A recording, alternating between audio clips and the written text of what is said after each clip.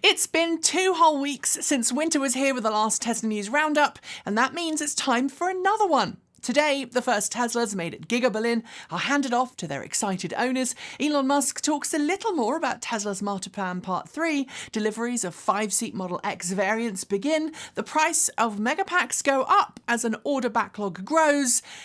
And irresponsible pillocks with more money than brains who give Tesla owners a bad name and think that the streets of LA are actually part of a film set and they're driving the mother trucking General Lee are being sought by the police. Yeah, I'm pissed. You should be too. We will get to all of that in a second, but first, a quick reminder that if you like how we cover the world of cleaner, greener, safer and smarter transportation, we'd love it if you'd consider hitting subscribe and the notification bell, as well as checking your notification preferences for this very channel. If I'm going to finish today's show expressing my ultimate disappointment with certain YouTubers and certain parts of the Tesla world, let's focus first on the good stuff. On Tuesday this week, celebrations took place at Tesla's Gigafactory in Berlin, where the first Tesla customers to own a German-made Tesla picked up their cars. Like most delivery ceremonies in recent years, the amount of on-stage talking was kept to a reasonably small amount, with a few brief speeches given before keys were handed over. During his speech, Elon Musk reiterated the importance Giga Berlin will play in Tesla's future plans. Those plans, using electric vehicles, solar and wind power, as well as grid-tied battery storage systems to transition the world off fossil fuels and onto clean, renewable sources of energy. While the current production capacity of Giga Berlin isn't being discussed yet, Giga Berlin will be home to both vehicle and eventually 4680 battery cell production, meaning a potentially massive boost to Tesla's production volume. Of the new facility, Musk said, quote, "Tesla will make sure that this is a gemstone for the area, for Germany and the world," end quote. For now, only black Model Ys are rolling off the production line, with other paint options expected to begin production at Giga Berlin in the next few months. I'm sure this won't be the only news out of Tesla's new facility though, so we'll bring you more as we have it. As I alluded to on Saturday's News Roundup show this week, the Tesla MasterPlan Part 1 was first revealed to the world way back in 2006. It laid out Elon Musk's plans for Tesla to make the Roadster and then more SEXY electric cars. And it was the plan which took Tesla from a little-known startup to an established automaker. And yes, I know sexy became S3XY, but back when MasterPlan Part 1 was launched, Ford hadn't yet objected to Tesla Model E. In 2016, MasterPlan Part 2 was revealed, laying the path for Tesla's expansion into solar roofs, battery storage products and autonomous vehicles, and last week, Musk said he was working on Part 3. The full details of Musk's plans are still unknown, but Musk has dropped some hints in the past few days. On Twitter, where else, Musk told followers that Part 3 of Tesla's master plan would include scaling Tesla to, quote, extreme size in order to help shift people away from fossil fuels, as well as dramatically expanding Tesla's AI team. Interestingly too, Musk also confirmed that, for the first time, Tesla's master plan will include 2 of Musk's other businesses, SpaceX and the Boring Company, with each company getting its own mention. This suggests that Musk might be readying to try and combine all of his companies under an umbrella company he'd previously referred to as X. It's only rumours right now, and we learned a long time ago not to second guess Elon Musk. Just over a year ago, Tesla unveiled the refreshed Model S and Model X, complete with range-topping, super-fast plaid variants. And while the two cars might look externally similar to their first-generation predecessors, both the new Model S and Model X got a completely new drivetrain and battery pack, brand new interior, and of course, the latest Tesla smarts for full self-driving. So far, we've seen Tesla deliver plenty of Model S plaid cars, some Model S, and a not insignificant number of Model X plaids. The latter have all been 6-seat variants, with 3 rows of 2 seats each. But this weekend, we heard that Tesla had begun deliveries of the regular, non-plaid, 5-seat long-range Model X. While Tesla charges extra for the 6- and 7-seat variants of Model X, the 5-seat version is available at no extra charge, and frankly, it's going to be a better choice for many folk who just want the extra load-carrying capabilities that a 2-row Tesla Model X can offer. Yet, in response to someone tagging him over the 5-seat Model X variants, Musk said, quote, "The 6-seat Model X is best, IMO. There are times when I only want to offer that variant," end quote. This month, we've seen Tesla increase the price of its cars not once, but twice, increasing the price of long-range variants by $1,000 and then 1 week later, increasing most models by at least a further $2,000. The reasons for this, as we've explained in the past, are partly due to the rising costs of materials and rising inflation, as well as an attempt by Tesla to discourage new orders so it can deal with an increasingly long order list. This week, we learned that Tesla is doing the same in other parts of its business too, with its static Powerpack going up by a not insignificant amount.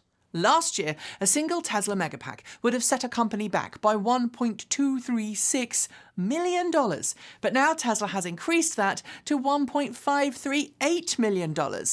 Granted, the storage capacity of the new Tesla Megapacks shown through its online configuration tool has grown from 3 megawatt-hours to 3.1 megawatt-hours, but for any large project looking to deploy the grid-tied technology, the price rise isn't small fry. A case in point, a giant, brand new 300 megawatt-hour energy storage project in New South Wales, Australia, planned by Edify Energy, tips the scales at a cool $125 million. The SEC has told a Manhattan federal court that as long as Elon Musk continues to use his own Twitter account to, quote, disclose information to investors, end quote, it may, quote, legitimately investigate matters relating to Tesla's disclosure controls and procedures, including Musk's tweets about Tesla, as well as the accuracy of Tesla's public statements about its controls and procedures, end quote. It's the SEC's official filed response to Musk's attempts to end SEC oversight of his Twitter posts under a 2018 agreement brokered by the courts between the SEC, Elon Musk, and Tesla. Since Musk is also trying to block the SEC from executing a subpoena for documents relating to the review of his tweets and his sale of stock and options, this case is likely to go on for some time. However you feel about it, it is, though, an important case, and of course, we'll keep you up to date on it all. As with any make of car on the road today, there are entire fan clubs and mega fans of Tesla, folk who often spend tens and sometimes even hundreds of thousands of dollars customizing their rides to make them uniquely theirs. When a particular vehicle or group of vehicles are made in large enough volumes, it's fairly common in large cities like Los Angeles, for example, for those fans to meet up, to show off their cars, meet friends, and have a good time. And just like muscle car meets, where there's always one person seemingly hell-bent on doing something irresponsible and stupid to get the attention of the crowd, so too does it now appear that Tesla meets are starting to attract the same kind of puerile behaviour from a handful of pillocks. And so it was over the last weekend when YouTube car influencer Alex Choi, whose YouTube hits include such vomit-inducing clickbait titles like Supercar driver attacked by crazy restaurant owner and my illegal Audi is invisible to cops, arranged a Tesla meetup. After the meetup, according to Choi, someone approached him and wanted to show him a street in LA where someone else had previously jumped a Tesla. Upon arriving at the location, he was met by someone in a brand new, rented Tesla Model S Plaid, who proceeded to accelerate up the hill, launch the car off the crest of the hill, and cause it to not only crash into the ground on the other side, but hit several cars in the process. The almost new Model S Plaid, rented through a local enterprise, was badly damaged, causing its airbags to go off and numerous parts to come flying off it. Also damaged were multiple cars parked in the street where the incident took place. The resulting viral videos, one of which was posted to Choi's YouTube channel, didn't take long to get attention online. Many people did condemn the dangerous jackass behaviour, but others appeared to cheer it on. And all the time, Choi and others are gaining viral notoriety for the video. Many versions are still online at the time of filming this, and the LAPD is investigating what amounts to a hit and run, as well as numerous traffic violations. It's issued both a public $1,000 reward and named people of interest they wish to interview in relation to the incident. Renting a car and willingly crashing it in an attempt to gain viral notoriety is one thing. But since the original reports aired, there are numerous other things which make the whole thing a whole lot worse. The first is a claim from Choi during his own video that the perpetrator of the stunt had a stray cat that they'd picked up earlier in the day from the street in the rented Model S Plaid. Something which makes my blood boil, because endangering your own life is one thing, purposely endangering the life of an animal is something completely different. Although, I guess we can be thankful that no one living on the street decided to head out to work or pop out to walk their dog just as £5,000 of a vehicle went airborne. But that's not the point. If endangering people and animals wasn't enough, two other things that caught our attention that made the whole team sick to our stomach are things I have to tell you about here. First, the owner of one of the cars who was hit by the Model S Plaid, a Subaru, has started a GoFundMe to try and raise the money needed to replace his totaled car, including a section of Choi's video to explain what actually happened. His GoFundMe was flagged by Choi for copyright infringement under the Digital Millennium Copyright Act, an act that some copyright lawyers have indicated is an abuse of the DMCA system. Shortly after that, his GoFundMe was attacked by fans and supporters of Choi, as if it was he who was in the wrong, because, you know, it was somehow his fault for owning a Subaru and, haha, LOL. It makes me so freaking angry that this happened at all, because I have a very low opinion of those who put the lives of others second to their own fame and fortune, especially when they continue to ignore the consequences because they're either too wealthy or too careless to stop and think about those that they hurt. I know that the majority of Tesla owners are amazing, cool, wonderful people who, like us here at the channel, find this behaviour abhorrent. But I also think it is time for us all to stand up to the dickwads and arse-hats and say, no, that's not cool. You won't be diluting the good of EVs with this kind of depravity. Everyone involved, from those at the scene who laughed at it, to those who encouraged it, to those who ran away from it without talking to the police, to those who actually did it, should be prosecuted to the full extent of the law. They should not be allowed to ever drive again.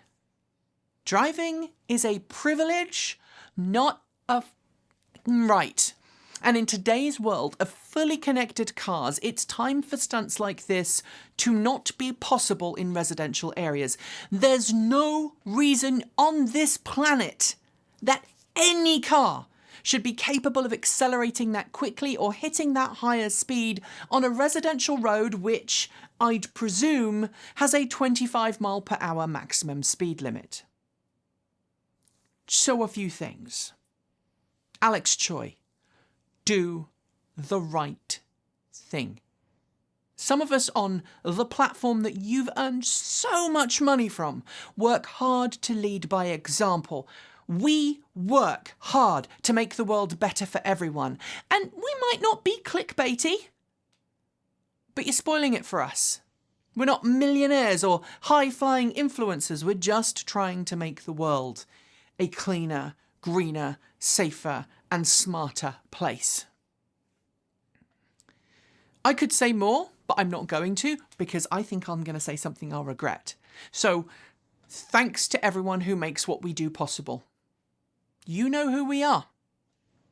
As always, keep evolving. Goodbye.